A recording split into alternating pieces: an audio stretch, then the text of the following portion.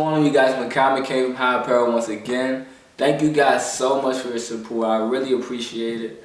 Literally last video we capped off our series of shooting our arrow, and I'm so appreciative for the people who just came back to talk about the feedback and how they got all this, how they just stepped forward into their faith of being able to shoot our arrow and just be able to walk with God when He has called us to do things.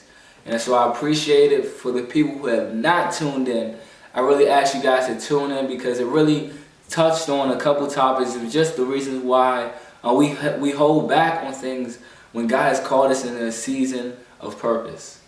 So I know, and it's now we're making a new series, transitioning. But right before I get into that, I want to talk to you guys a little bit about this movie that I just love so much. Some people who have grown up with me know what I'm talking about, and I'm so excited that they're coming out with a new one in July. This movie is The Lion King.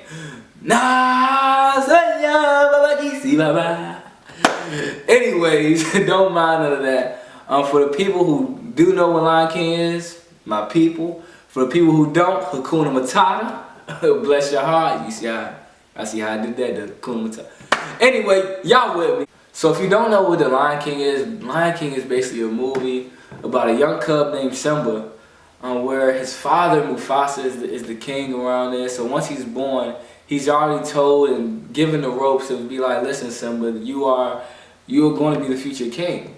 And you know, Simba's all excited and all this stuff going on. Like, I'm gonna be the king. I'm gonna be the king.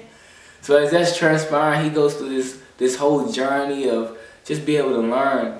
But as that's happening, as this is transpiring, he literally witnesses the death of his father Mufasa. And what's going on is that he could either do two things. He could either stay or he could leave. And as a matter of fact, he got forced out of his kingdom by his uncle Scar, man, in the hyenas. For some of you guys may know that.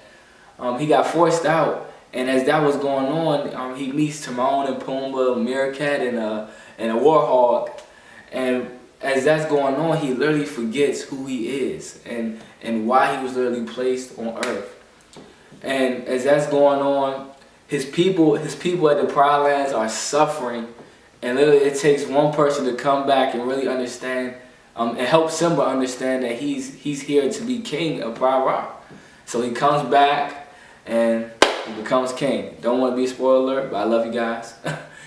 And I don't know who I'm talking to today, but it's some of us where the king, not King Mufasa, but King of Kings, the I am who you say I am. God has given us a vision for each and every one of us, a purpose to live by, but for some reason we forget who we are, right? And because of that, we literally turn away from what God has called us to be, which is why the title of this brand new series is Who Am I?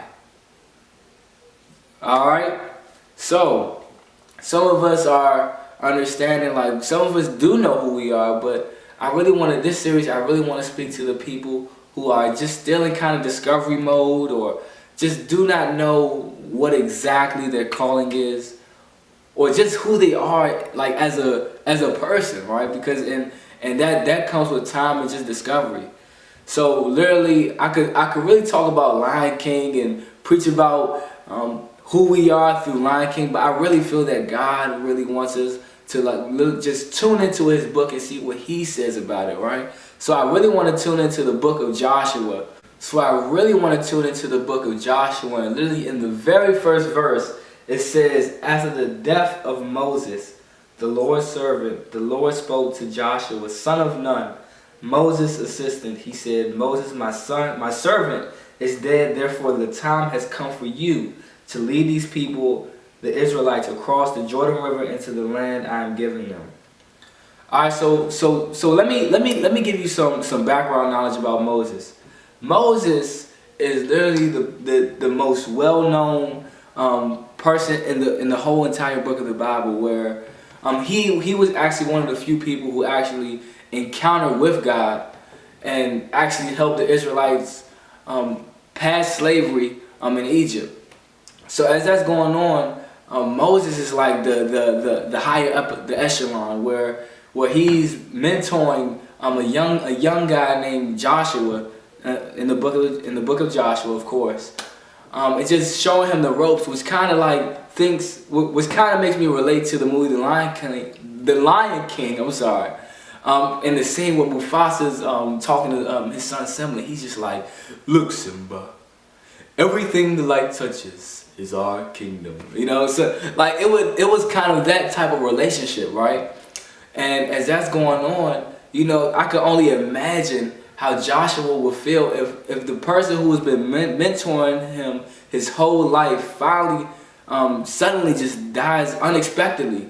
And literally in the next 4 verses, on verse 5, this is what God tells Joshua. He says, "No one will be able to stand against you as long as you live, for I will be with you as I was with Moses. I will not fail you or abandon you."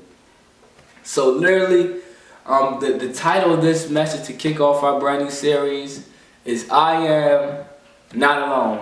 Now, for the people who watch it, I need to hear that from you guys. I really need to hear it. So once again, say, "I am not alone." You are not alone. And there are so many times in our journeys where we feel like we're doing it all by ourselves and we got to carry the load. When God is just trying to tell us, like, listen, just pass it over to me. I got you, right? And it's so crazy to me that, you know, when I look what God actually told Joshua, it's kind of the same exact thing that he told Moses right before he was going to help the Israelites overcome slavery. And if y'all think I'm playing, literally it says in Exodus chapter 3 verse 12, it says, "God answered, I will be with you, and this is your sign that I am the one who has sent you. When you have brought the people out of Egypt, you will worship God at this very mountain." And I know some of you guys are thinking like, well, why in the world would God tell the same thing that he told Moses to Joshua? And the reason why I'm trying to tell you that, it not only just shows that if God does something before, he could do it again, but it also shifts a perspective in Joshua that at first he's thinking, oh my, not only he's overwhelmed that he has to step up, but he overwhelmed that he got to step up in the shoes of Moses, right? That he's thinking, well, Moses is great. He did this, he did this, he did this. But only God is trying to teach him that, listen, the only reason why Moses is this, and this is because not only he didn't forget who he was, but he understood that he was not alone. And that's the type of perspective that we need in order to follow the purpose that God is calling us to be. Right? And as I'm understanding this, it's a scene. It's the last time I'm talking about Lion King. I know some of y'all are tired of talking about Lion King. But there's a scene in Lion King that I really want to show you guys, because what's going on is Simba's growing up. As he's growing up, he finally understands, he runs into Rafiki, who is kind of like Mufasa's, his father's assistant. And Rafiki's like, listen, I know your father and all this stuff. And and Simba's like, listen, I'm sorry to break news to you, but you know my father passed away. And he like, nah, your father's still alive. I can show you where he at. So as this going on, they're running. Simba and Rafiki, they're running on to the journey to find his father, and they get to a river, or kind of like a well, right? And it's just real quiet. And Rafiki's like, listen, look down there. So you know Simba's crawling up. He sees the river, but for some reason, he sees his reflection. And he's like, Rafiki, I don't know what you talk like. You tripping, like, this not my father. This is just my reflection. And he like, listen, nah, look down there. So I'm gonna pass it over to the video, and I'm gonna come right back. Y'all enjoy that. He lives in you.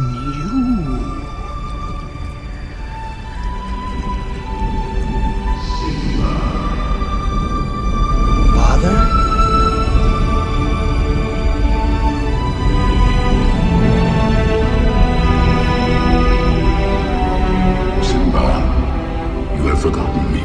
No. How could I? You have forgotten who you are, and so forgotten me. Look inside yourself, Simba. You are more than what you have become. You must take your place in the circle of life. How can I go back? I'm not who I used to be. Remember who you are. You are my son, and the one true king. Remember who you are. Woo! Now, let me break this down, right? I'm pumped up right now. Let me break this down for you. That the very first thing that Rafiki tells Simba, he's like, listen, he lives in you. And there's so many times when we're walking, we're lost in doubt and purpose and all these types of things where we may not get the full presence of God, but if we just understand that He is in us and we are not alone. Say it one more time. Say it, please. Come on, say it. I am not alone. You are not alone. And as it's getting deeper and deeper, as he's having this conversation with his father, he says, listen, remember who you are. Remember who you are. And you need to take your place. So I don't know who I'm talking to right now, but if you just remember who you are, if you remember who you belong to, just maybe you will get to where God has called you to be. Woo! I'm so excited because I understand that it's just a perspective in so many other people that not only it pushes you to be like, listen, I'm not alone, but look who I got on my side though. Like, cool. Like it's like kind of like walking to like a VIP room. Like you know how I ain't gonna try to talk about the club though and all that, but still, like, you know how you in the line and you like, listen, like God is like, listen, you know who you rocking with? Like you with me? Come on, we in the VIP. Like, come on, man. Like it's we in the VIP. When we accept Christ into our life, we not over there. We there. And all we gotta do is just understand that we are not alone. I really wasn't about to speak about this, but it just really clicked in my mind. But Lily, I really want to speak to anybody who's watching that's having suicidal thoughts. And trust me, I can't lie that I've been there as well. But I really want to tell you that sometimes we feel that.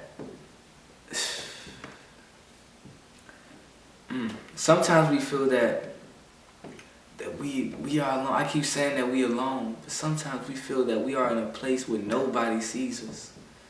Sometimes we're in a season where all things collapse. And we're like, well, if God is with me, then where is He at? But I just want to tell you guys that the harder the road it is, the greater the platform that God is trying to use you from. So if you are in suicidal thoughts, I just want to tell you guys right now that you are not alone. And there is something or a calling that God has for you. And I really don't know who I'm talking to, but maybe the reason why we don't understand exactly who we are is because maybe people hand us the labels, and instead of rejecting them, we accept the label or we become it. So maybe that label for you was probably stupid, right? So they hand you the label of being stupid. And instead of you just going about your dreams and whatever you may dream of or value of, you can't even embrace it anymore because people think of you or that idea as stupid. Or maybe somebody handed you the label of being worthless, right? And instead of you rejecting the label, you accept it, and now you're becoming the worthless. And when you are doing these type of things, that now you feel as if you are not valuable for things. Maybe you are not valuable for the dream that you want to pursue. Or maybe you're valuable just in life and living in general, that the purpose that God has for you. Or maybe that label that somebody may hand you is you're ugly. And we'll get told all that the time, but maybe the effect may not just be physical, but maybe you are always hiding yourself. Maybe you are given that title when you have a dream that you hide and shy away from the moment that God has called you to be. Or maybe you're given the label or hand the label of being a liar, and that people will never believe the dreams and ambitions that you have for you because they think you are lying. And maybe even this label, maybe you're given this label of you're going to end up just like your father. that instead of you being the authentic person that you are, people puts the label on you that you will become your father, and instead of you being authentic, you become that person. And all I want to tell you today is that when you accept Jesus Christ into your life, that instead of you being that label, you are not alone. So instead of you saying, oh, I'm just like my father, listen, I have a father in heaven, so that don't even matter. Maybe you was called ugly, but listen, God tells me I'm beautiful. Maybe you was called stupid, but only God understands my purpose. Maybe you was called a liar, but listen, I live by God's truth. Maybe you was called worthless, but listen, only God knows I'm worthy.